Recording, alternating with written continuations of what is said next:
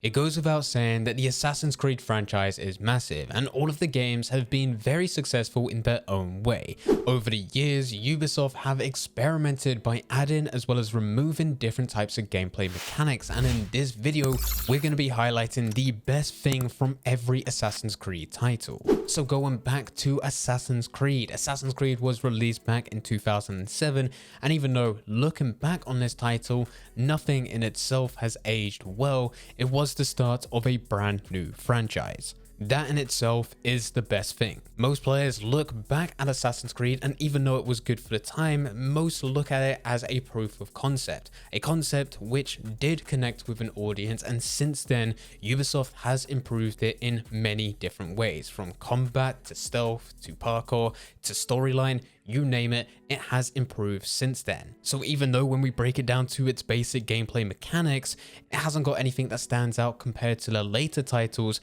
the idea itself for Assassin's Creed is the best part to Assassin's Creed. Moving on to AC2, this one may go without saying, but the best part is the protagonist himself, and that of course is Ezio Auditore da Firenze. Ezio is a character that you will grow to love, and is the only main character within Assassin's Creed that has 3 titles dedicated to him. This was the start of something new, and Ezio by himself to this day is seen as a fan favorite, which really pushed this franchise forward. Assassin's Creed Brotherhood. The story of Ezio was continued with all new mechanics and features with gameplay, but the thing that stood out the most was the ability to command other assassins. Whilst it did take a bit of time at the beginning and a fair amount of grinding for you to get to that point, once you maxed out this ability, it really felt like you had full control over the Assassin Brotherhood. You are no longer trying to push through the ranks and understand what it is to be an assassin like you was within Assassin's Creed 2.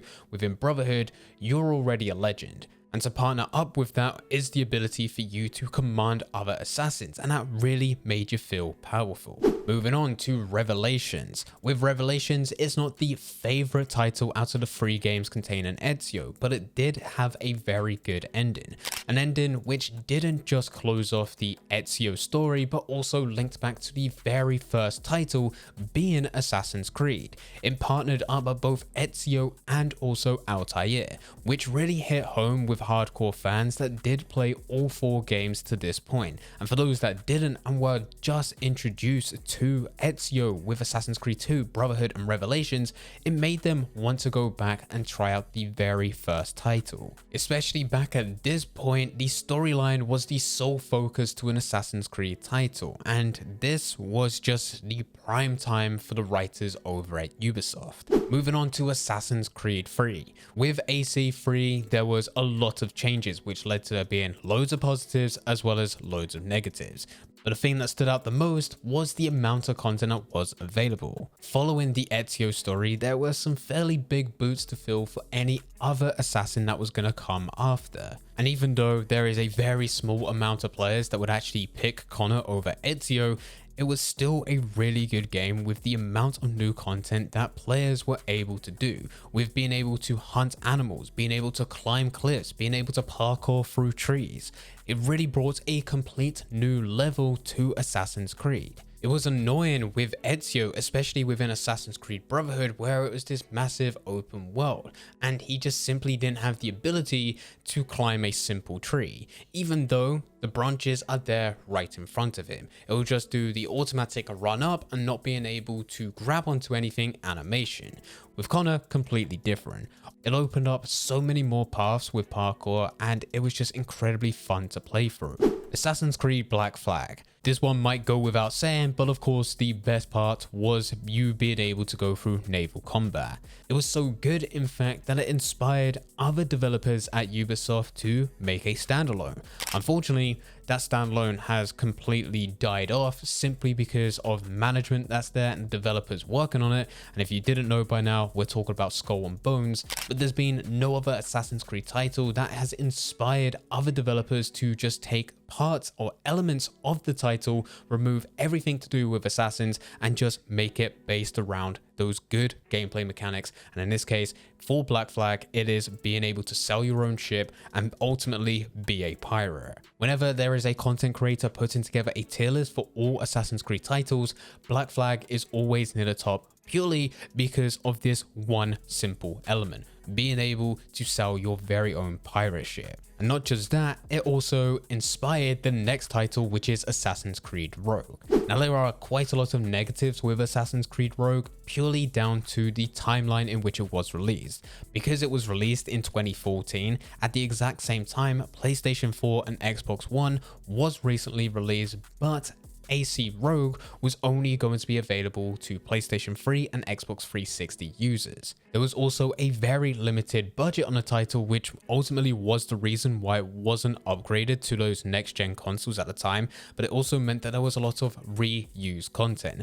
The good thing is that the reused content came from Assassin's Creed Black Flag. If there was any title at the time which you can pull assets from as well as inspiration from, the best choice was Black Flag. And Ubisoft made the correct choice, but they did improve upon those existing gameplay mechanics. Even though it was published to the exact same platform and they did have that limited budget, they still improved upon the gameplay mechanics which made it fun in the first place. Moving on to Assassin's Creed Unity. This was the first title that was pushed to the PlayStation 4 and Xbox One, and with it allowed Ubisoft to branch out in a number of different ways, with different types of systems through detection as well as parkour. But the thing that stood out the most, of course, is the parkour. Now, we did briefly talk about parkour being improved within Assassin's Creed 3, and even though, yes, it was definitely the best part of that title, it's also the best part of Unity.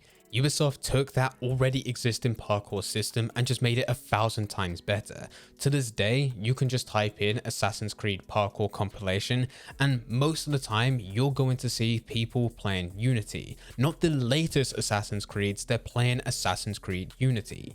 It was amazing being able to control where you want to go with parkour, but also bringing in some elements where it would go into a cinematic move, such as being able to jump through windows or being able to maneuver over tables within your way. Assassin's Creed Syndicate. This was the first title that was going to be set within London, and that in itself did have a lot of excitement with fans because they've been asking for a very long time.